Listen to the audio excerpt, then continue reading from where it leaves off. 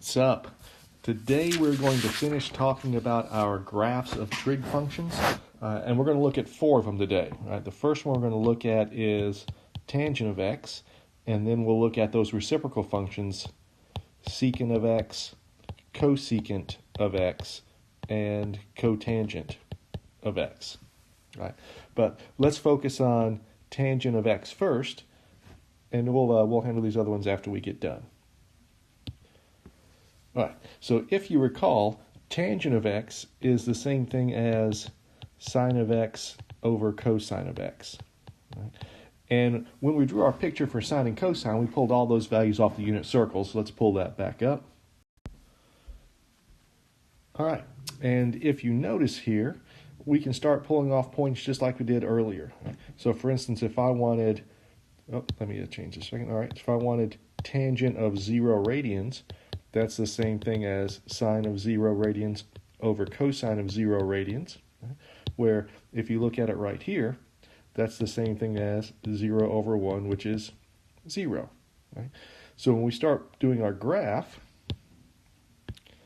that's a point that we can have on there, 0, 0. Right? What about another point? What if we wanted, let's say, tangent of pi over 4? Well, that gives me sine of pi over 4 over cosine of pi over 4, right? Which, if we use that point right here, would be square root of 2 over 2 over the square root of 2 over 2. And to simplify this, remember it's a division problem, so we can take this numerator, divide it by my denominator. Right? And of course, if you divide by a fraction, you flip it and multiply, which gives me 2 times the square root of 2 over 2 times the square root of 2, which is just 1. Okay? So to graph that point, I could come over here to pi over 4 and up to 1, and it'll look like that. Okay? All right, so let's mark these things as we're going. All right? This was the point 0, 0. This was the point pi over 4, comma 1. What if we went in the other direction and looked at tangent of negative pi over 4? Right. Well, for negative pi over 4, we start here at 0 and then go in this direction at distance of pi over 4, which puts me right here. Right. So this will be the sine value, negative square root of 2 over 2, over the cosine value, which is a positive square root of 2 over 2, and that simplifies into a minus 1 if we flip it and cancel and do everything else too. Right? So that point would be to come over here to negative pi over 4 down to negative 1, and it puts me right there. Right? So that's the point negative pi over 4, negative 1. All right. Now, if you've noticed, though, something that might cause you a little bit of concern is if we go back to this original function tangent of x, my bad, it's actually a fraction, sine of x over cosine of x. Okay? And that's going to lead us to some problems whenever that denominator is equal to 0. Right? So let's try to figure out when that's going to be. All right, so when is my denominator actually equal to 0? Right? Well, if you look at your unit circle, it's right here at 90 degrees, or pi over 2, and at 270 degrees, or 3 pi over 2. Right? So that's certainly true at x equals pi over 2, x equals 3 pi over 2, right? And then we can keep on going around the unit circle, right? And we can get x equals 5 pi over 2, 7 pi over 2, and so on. Right? Or if we started here at 0 and went in the negative direction and went all the way to here, that's an answer of x equals negative pi over 2. And then I could go here all the way around to this point, which would give me x equals negative 3 pi over 2, and keep on going, x equals negative 5 pi over 2, and so on.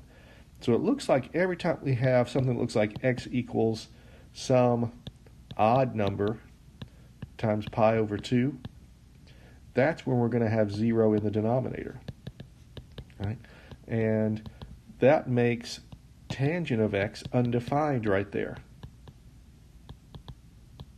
Right? Now, the fancy schmancy mathy way to say an odd number is to say 2 times k plus 1 times pi over 2. right? Because this is always an odd number. Right? So let's see where we are so far. If we look at our big picture here, right, we said that we're going to have issues whenever x is pi over 2, 3 pi over 2, 5 pi over 2, 7 pi over 2, and so on in that direction. Or we're going to have problems at negative pi over 2, negative 3 pi over 2, negative 5 pi over 2, and going on in that direction. So let's mark these on my graph. Right? So let's see.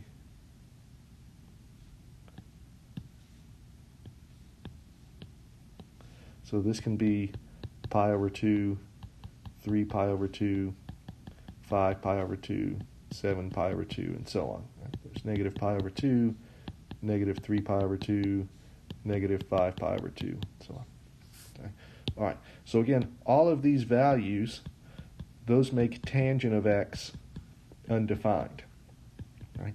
That means we can't put those points in my domain, right? Which means we can't use those. So the way we will mark those is with one of these vertical asymptotes like this through all of these points.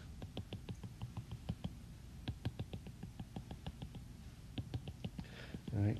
So every place we cannot have tangent be defined, we'll put one of these asymptotes. Right? And again, those are called vertical asymptotes. Right? And those types of asymptotes we can never cross. Okay? And what happens is, as we get close to one of these, our function tends to go towards either plus or minus infinity, one of the two. So let's think about the points we have so far in our graph. We had this point 0, 0. Right? Pi over 4 is right there, so we had pi over 4, 1. Negative pi over 4 was right there. We had negative 1.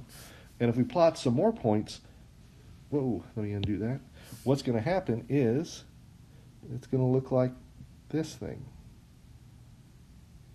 And again, I drew it kind of poorly, but we're not going to cross those asymptotes, but we're going to get really close to them.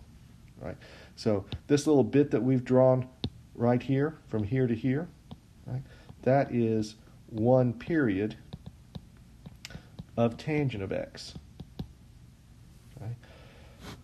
All right. And in this one period, you can see a few things. For starters, the period length for tangent, if we just subtract these off, pi over 2 minus a negative pi over 2, makes that pi over 2 plus pi over 2, or 1/2 pi plus 1/2 pi gives me 1 full pi. All right. So that's my period length for tangent. Right? If you look at the amplitude, right, remember how sine and cosine kind of maxed out at 1 and negative 1? This goes all the way to plus or minus infinity. So the amplitude here is infinity. It has an infinite value. Okay? And if you notice, it keeps on going up and keeps on going down, so we have no maxes or mins for this particular graph. Okay? All right, so that's just one period of tangent. To draw the entire graph, what we do is we would take this part we have here in the middle of this one period, and we can just copy it between all of these vertical asymptotes. And if you notice, it always crosses right in the middle of these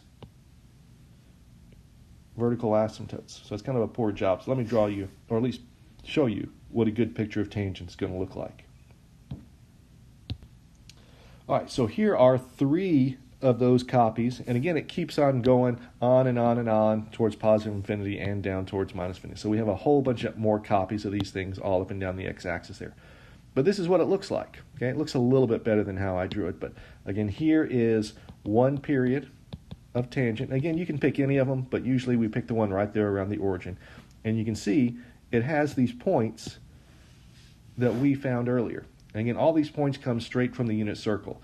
So these points that we found here, right, those are the points between negative pi over 2 and positive pi over 2. So it's all of these points that are right here. Okay. For this one, right, those are all the points from pi over 2 to 3 pi over 2. So if you look at your unit circle, all of those points come from here all the way around to there. Right? That's where these particular points come from. And then for the one right after it, using all these coterminals, this one would go back to these values, right? And so on. So it just keeps on going around and around and around in that direction. Okay. All right. So that's what tangent of x looks like. And it has all these things that we had talked about before, right? It talks about its domains can be any x value except for those, positive or odd pi over 2 numbers. The range goes from minus infinity to positive infinity, right? And again, you can see these asymptotes that we have listed right there. Okay. So that's what tangent looks like. Right? So that takes care of one of our 4 functions. Now, of course, what we could do is we could then start manipulating this thing. I could look at the graph tangent of x plus 1, which would take this graph and shift it up 1 unit. Right?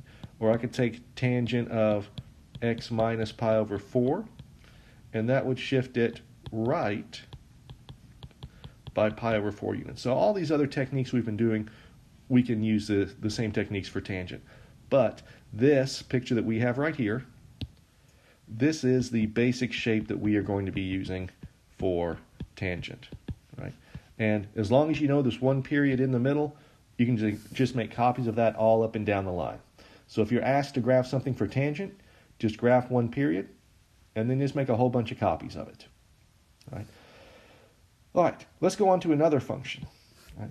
How about the graph cosecant of x? Right? Cosecant of x, if you remember, is the reciprocal of sine x. Right? So it's just that function sine x flipped over. Right? So if we wanted to graph cosecant of x, again, we can go to our unit circle, and we can just start plotting points. For instance, cosecant of pi over 4. Right? Well, if you notice, sine of pi over 4 is just the square root of 2 over 2. Right? So cosecant of pi over 4 is just going to be that number flipped over. So it'll be 2 over the square root of 2, right? Which, if you simplify it, just gives you the square root of 2. Right? If I wanted cosecant of pi over 6, well, if you look at the unit circle over here, sine of pi over 6 is 1/2. Right? So if we flip that over, we get 2 over 1, which is 2. Right? Cosecant of pi over 3.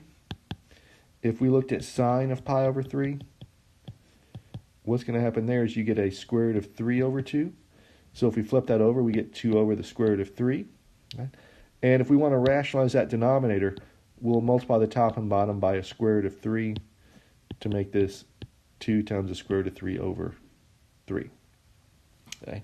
So then what we can do is we can start taking these points and plugging those into our graph and connect our dots from there. Okay? But just like with tangent, we've got an issue with my denominator here. Okay? We're going to have these asymptotes whenever that denominator is equal to 0. Right? So in other words, when is sine of x equal to 0? Okay? Well, if you look at your unit circle, that happens when x equals 0, when x equals pi, and if we keep on going around the circle, that'd be 2 pi, 3 pi, and 4 pi. Or if we went in the other direction, it'd be negative pi, negative 2 pi, negative 3 pi, and so on. Right? So what we're going to have to do is plot these asymptotes and then see what happens during one of our periods. Right? And here's where it starts to get a little odd, right? But here's what it's going to look like. All right, so if you notice this dotted line that we've got right here, that's what our sine curve normally looks like. Right? And you can see whenever sine equals 0, here at 0, at pi, at 2 pi, or negative pi over 2, that's where we put these asymptotes. Okay? And again, those vertical asymptotes we cannot cross because that makes our cosecant function undefined. Right? So if you think about the points we had before, right, where we had these points, right? So again, we had these points right here, and if we check them out, when x is pi over 6, I get a function value of 2. So pi over 6 is right about here, and there's that point at pi over 2. Right? For cosecant of pi over 4, we got square root of 2, so at pi over 4 we got square root of 2, which is about 1.4, and that looks about right. For pi over 3, we got 2 times the square root of 3 over 3, which is a little bit smaller than that, so it goes right there. Okay. And then if you remember, cosecant of pi over 2 equals 1. I'm sorry, let me say that again. Sine of pi over 2 equals 1. Right? And if you flip that over, you still get the number 1. So at pi over 2, we have that point right there at 1. And we can keep on picking out these points and draw them, and a cosecant is going to look like this part. Okay? All right. Now, this part of the graph that we have right here, okay, if you think about your unit circle, if you look at the values we're picking out here, those are the ones between 0 and pi. Right? So in other words, that's when x equals 0 and it goes all the way around to pi in my unit circle. Right? That's what these values represent. Okay? So what about these values right here? Well, they represent the unit circle when the sine values are between pi and 2 pi. So that's these values right there. Right? And if you look at all these sine values, you remember your properties from quadrant 1, 2, 3, and 4. Right? In quadrants 3 and 4 here, sine is negative. Right? So when we start flipping these numbers over and drawing them for cosecant, it looks like this thing. Okay? So this, from here to here, this is 1 period of cosecant x. Right? So the period length here is 2 pi. Right? If you look at the amplitude, it doesn't really have one, but some people will call it an infinite value because it goes all the way up towards positive infinity, all the way down to minus infinity like this. Right? If you look at the range that we have here, it depends on if you have the higher part or the lower part. The higher part goes from 1 up to infinity. The lower part goes from, minus infinity to negative 1. Right? All right, so how do we actually draw cosecant? What's the easiest way to draw cosecant? Well, here's what I would do. I would first of all draw sine of x. Right? So let's do that in red here. Right? So sine of x looks like this thing. Right? And then whenever sine equals 0, put your vertical asymptotes right there. Like this, that, and so on. So we have a whole bunch of them right here. Okay?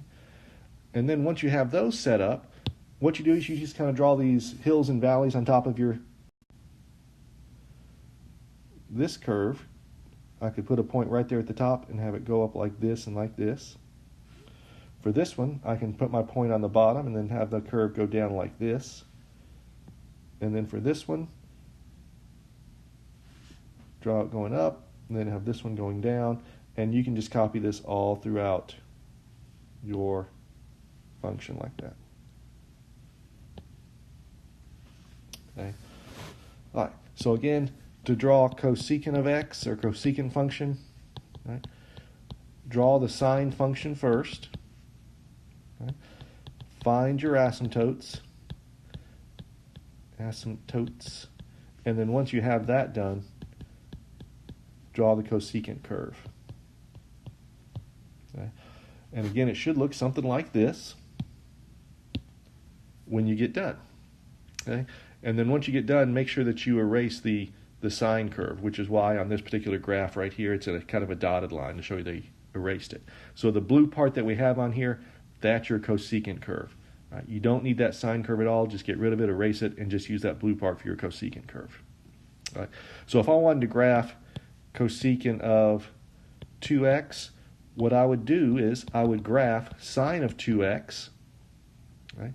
And then find the asymptotes. And then once you have those in place, draw the cosecant curve. Okay, so for example, if I wanted to graph, how about f of x equals sine of x minus pi over 2 plus 1. Okay. Well, I'll tell you what, let's just do the x minus pi over 2 thing. Okay. Because we know what this one does. Right? This takes my sine of x curve, right, and it shifts it right by pi over 2 units. Okay. So again, normally, my sine curve looks like this. And let me put some points on here. There's 0. Let's see. There's pi over 2, pi, 3 pi over 2, 2 pi, 5 pi over 2, and so on. Kind of keeps on going. Okay. So the original sine curve, again, remember, floats between 1 and negative 1. Okay. So it will look something like this. Something like that. Okay. That's what sine of x looks like. Okay. So what I'm going to do is I'm going to take this and shift it right by pi over 2 units, and it'll look something like this. Okay. So that's what sine of x minus pi over 2 looks like. Right. And again, what I could do is I could take a whole bunch of copies of this and, paste it all up and down the line. Right. And then the asymptotes occur right in the middle of the function between the highest point and the lowest point.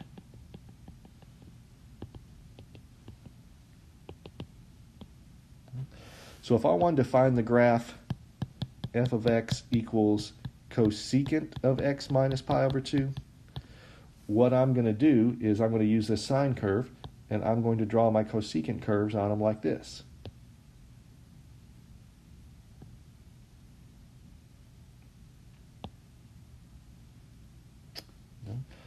And then once I get done with that, I could erase the sine curve and all these other curves that we've got on here. And then what's left over, this blue part that we've got right here, and here, and here, and here, that's my cosecant curve.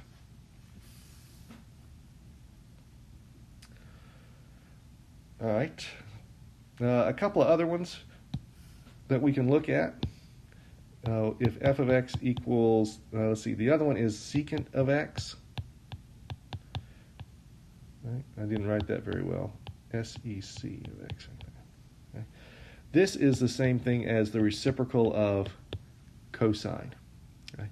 So again, what we could do is, if I wanted to graph a secant curve, what I would do is I would graph the cosine curve first. Again, find my asymptotes, and then draw the secant curve on top of that. Okay. So real quick, here's kind of an ugly version of cosine. Right? It looks like this thing.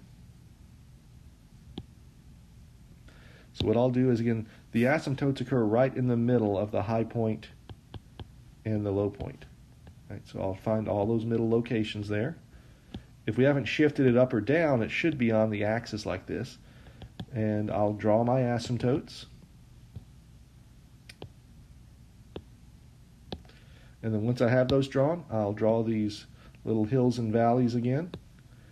And this is what my secant curve is going to look like. Okay. So it's the exact same process we did for cosecant, only we happen to be using the cosine function here instead of the sine function. Right. Here's a little bit of a better picture. So if you look at this, again in red, we've got our cosine function, and then in blue we have that secant function that we drew on top of it. Right. So again, if you want to draw some type of a graph for secant, draw the cosine version first, and then put these little hills and valleys on there.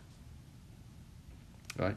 So that means we have one more function to talk about, and that's the function f of x equals cotangent of x. Okay. Cotangent is just 1 over tangent, the reciprocal of tangent, which is also, if tangent is sine over cosine, then cotangent is cosine of x over, sine of x. Okay. And if you recall, one period of tangent looks like this thing. Right? So if we take those points and flip them over, it's actually going to look kind of like this. Right? But the thing we have to be careful of here is, where are these asymptotes now? Right? Because for tangent of x, remember tangent of x equals sine of x over cosine of x. Right? So these asymptotes were at, pi over 2 and negative pi over 2. That's not going to be the same thing for sine of x up here. Sine of x, that's 0, where x equals 0, pi, 2 pi, negative pi, negative 2 pi, and so on. Okay? So let me redraw this a little bit to get a little bit of a better picture.